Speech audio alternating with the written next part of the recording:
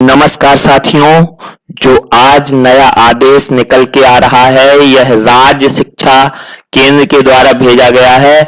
सभी टीचर्स के लिए है, ये जो प्राइमरी लेवल के सभी टीचर्स हैं उनके लिए यह आदेश है।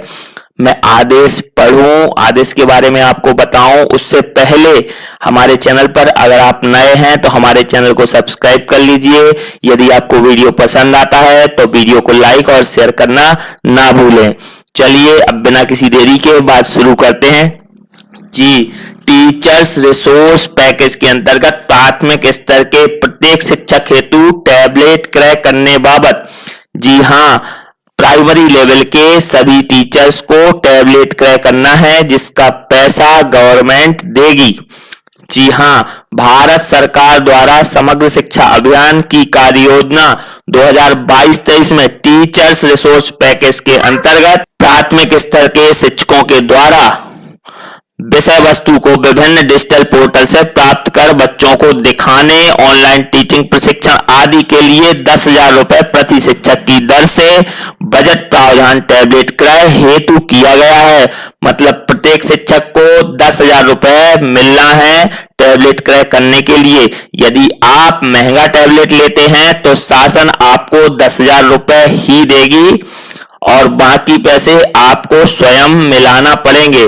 जी हाँ, इसमें पहले नंबर पर टैबलेट क्रय हेतु निम्नानुसार कार्यवाही की जाए।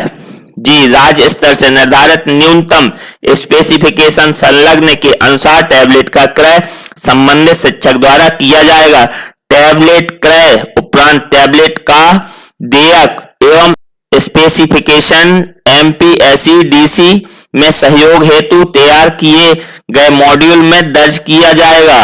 MPSEDC के मॉड्यूल पर दर्ज देयक अनुसार अधिकतम राशि 10,000 संबंधित शिक्षक के खाते में जाएगी।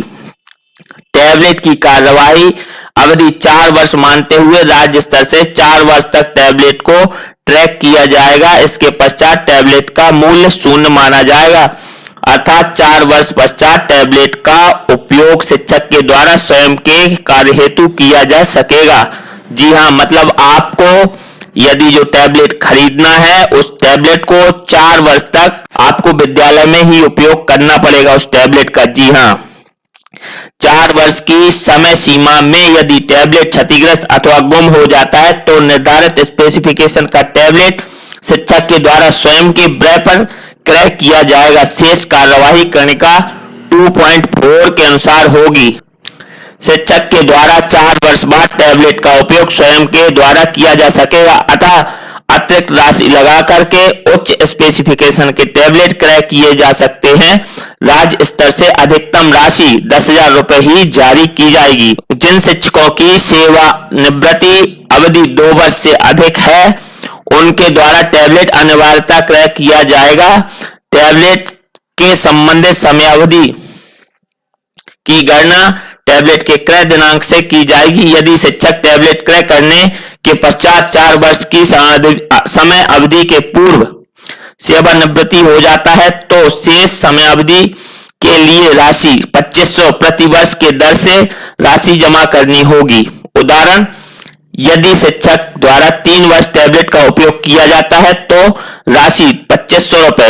यदि 2 वर्ष के लिए टैबलेट का उपयोग किया जाता है तो राशि 5,000 की राशि जमा करनी होगी। मतलब यदि आप 2 वर्ष तक टैबलेट का उपयोग शासन के कार्य में करते हैं और उसके बाद आप रिटायर्ड हो जाते हैं तो आपको 5,000 रुपए शासन को जमा करने होंगे। मतलब 2,500 रुपए पर ईयर के हिसाब से आप अगर शासन में उपयोग करते हैं तो आपको वो दिया जाएगा टैबलेट का टोटल, मतलब 10,000 एडवांस दे दिए जाएंगे। लेकिन यदि आप पहले रिटायर्ड हो जाते हैं तो आपको 2,500 प्रति वर्ष के हिसाब से जमा करना होगा। जी बिल्कुल।